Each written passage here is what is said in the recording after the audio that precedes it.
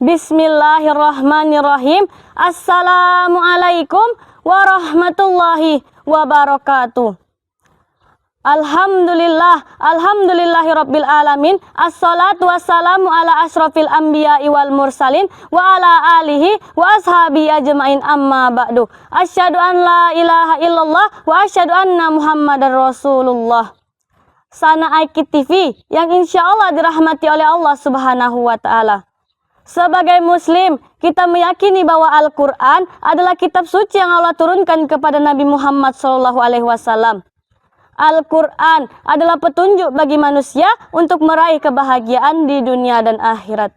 Kita juga mengetahui bahwa Allah Subhanahu wa ta'ala telah menurunkan kitab-kitab suci lain kepada para nabi sebelum Nabi Muhammad SAW, yaitu kitab Taurat kepada Nabi Musa alaihissalam, kitab Zabur kepada Nabi Daud alaihissalam, dan kitab Injil kepada Nabi Isa alaihissalam, sebagai petunjuk bagi kehidupan orang-orang yang hidup sezaman dengan mereka.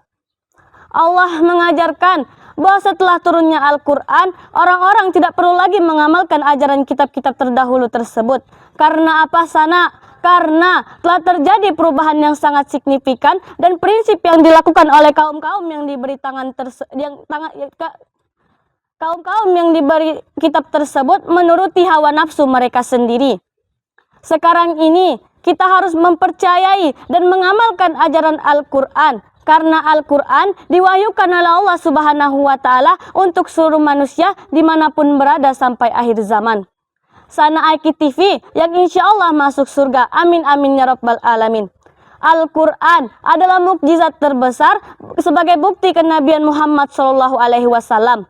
Al-Quran memiliki struktur dan gaya bahasa yang sangat tinggi nilai sastranya, serta kandungan makna yang sangat mendalam yang tidak akan pernah bisa disaingi oleh karya manusia manapun. Isi Al-Quran mencakup seluruh aspek kehidupan manusia supaya mereka tidak tersesat. Al-Quran menceritakan sejarah orang-orang terdahulu dan bagaimana mereka menjalani hidup serta bagaimana akhir kehidupan mereka, agar menjadi pelajaran bagi kita.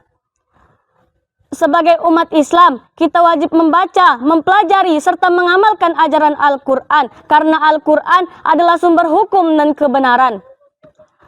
Al-Quran adalah bacaan terbaik dan termulia yang dapat menghibur hati di kala duka menerpa, memperkuat jiwa di saat lemah, dan untuk memperlihatkan rasa syukur kita ketika bahagia, dan menjadi penawar di saat gundah gulana.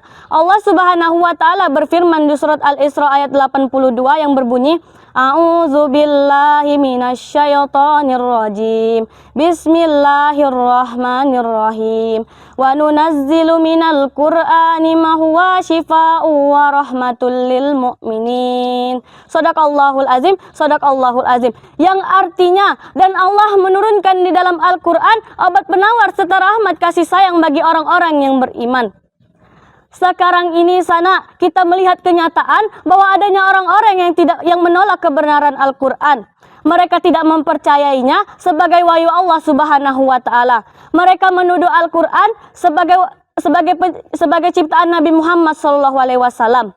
Mereka pikir mereka dapat mengatur kehidupan manusia hanya dengan mengandalkan hasil pemikiran dan pendapat mereka sendiri. Celakalah orang-orang yang berpikiran seperti itu.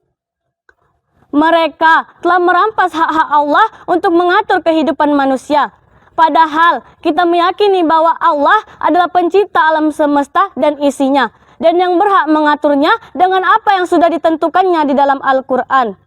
Untuk mengakhiri pembicaraan ini, marilah kita meningkatkan semangat guna mempelajari Al-Quran dan mengamalkan ajaran Al-Quran untuk meraih kebahagiaan di dunia dan akhirat. Mungkin hanya ini yang dapat saya sampaikan. Pergi ke sawah makan itik, pulangnya ke Kediri. Saya Indriani Cantik pamit undur diri. Wassalamualaikum warahmatullahi wabarakatuh.